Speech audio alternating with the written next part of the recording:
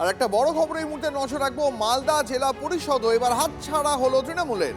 মমতা বন্দ্যোপাধ্যায় তৃণমূল ছেড়ে কংগ্রেসে যোগ দিতে পারেন 24 জন জেলা পরিষদ সদস্য। বিস্ফোরকে দাবি করলেন মালদা জেলার কংগ্রেস সভাপতি তথা দক্ষিণ মালদার সাংসদ ঈশা খান চৌধুরী। আমাদের সঙ্গে যাদের কথা হয়েছে, এটা কিন্তু এটা কংগ্রেস জেলা পরিষদে একটা পার্টি ফ্ল্যাগ তো ধরতে পারে, কংগ্রেসকে সাপোর্ট করতে পারে এবং কংগ্রেসকে যোগদান দিতে পারে। জেলা পরিষদ সবার যত মেম্বার আছে সবাই বলেছে যে আমাদের 5 জন আর আমাদের আরো কতজন, 19 জন সবার সঙ্গে যে কথা হয়েছে, সবাই কংগ্রেস থাকবে, সবাই কংগ্রেস হবে, বোর্ড হবে কংগ্রেস। বলবো এই মুহূর্তে মালদা থেকে আমাদের প্রতিনিধি সুব্রতোষ আমাদের সঙ্গে রয়েছে। সুব্রতোষ, তাহলে সমীকরণটা এই মুহূর্তে কোন জায়গায় দাঁড়িয়ে মালদা জেলা পরিষদের? দেখো, সমীকরণ একেবারেই এখন কিন্তু স্পষ্ট, কারণ 43টা ওখানে আসন রয়েছে এবং তার মধ্যে 24 জন কংগ্রেসের সঙ্গে গেলে কংগ্রেসের নিজের আছে আসন 5টা। তো ফলে সব মিলিয়ে যা সংখ্যা হয় তাতে খুব স্বাভাবিকভাবেই তারা বোর্ড গঠন করতে পারে।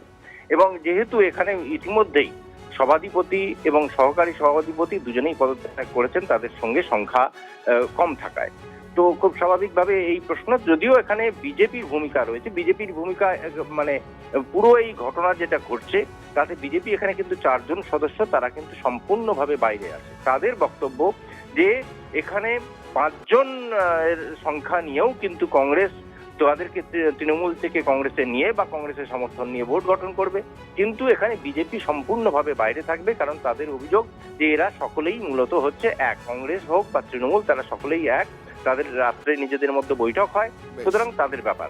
অন্যদিকে এই তৃণমূল যারা 24 জন তারা এখন গোপন শিবিরে রয়েছেন, তারা তাদেরকে প্রকাশ্যে দেখাও যাচ্ছে না, গা ঢাকা দিয়ে রয়েছেন এবং বোর্ড গঠন করার ঠিক আগের মুহূর্তে তারা সামনে আসবেন, এটাও কিন্তু স্পষ্ট। ইতিমধ্যেই কংগ্রেসে যাওয়ার যা যা প্রস্তুতি সবটাই কিন্তু কমপ্লিট হয়ে গেছে।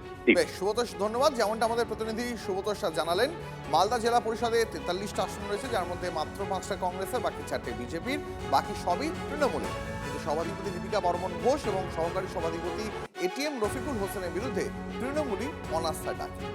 আমার সাথে এটাই যায়। এবার আমাদের আলোচনার ভিত্তিতে তো সভাধিপতি গঠন হবে, হ্যাঁ, সেটা আমরা অবশ্যই তৃণমূলের করার চেষ্টা করবো আর কি। এখন কেউ যদি আমাদেরকে বার্গেনিং করে আলাদা কথা, 24 জনের মধ্যে বসে সর্বসম্মতিক্রমে একজন সভাধিপতি হবে, যাতে আমরা বোর্ডটাকে দুর্নীতিমুক্ত বোর্ড, একটা মালদা জেলার যাতে উন্নয়নের স্বার্থে একটা বোর্ড গঠন করতে পারি, সেটাই আমাদের লক্ষ্য।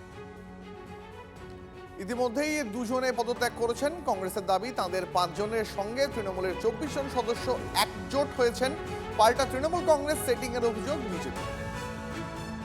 ওদের তো 5 জনই, সেটা দিয়ে তো জেলা পরিষদ গঠন হবে না।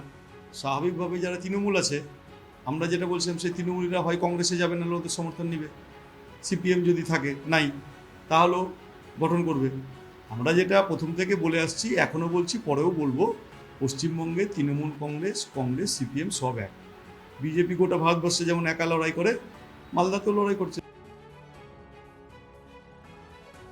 যদি ওখানকার মেম্বাররা মনে করেন যে তারা পাল্টাবেন নেতা বা পার্টি, তো সে অধিকার আছে, ওদের পাল্টাচ্ছে।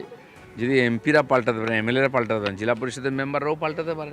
এখন পরিবর্তনের লহর চলছে সব জায়গায়।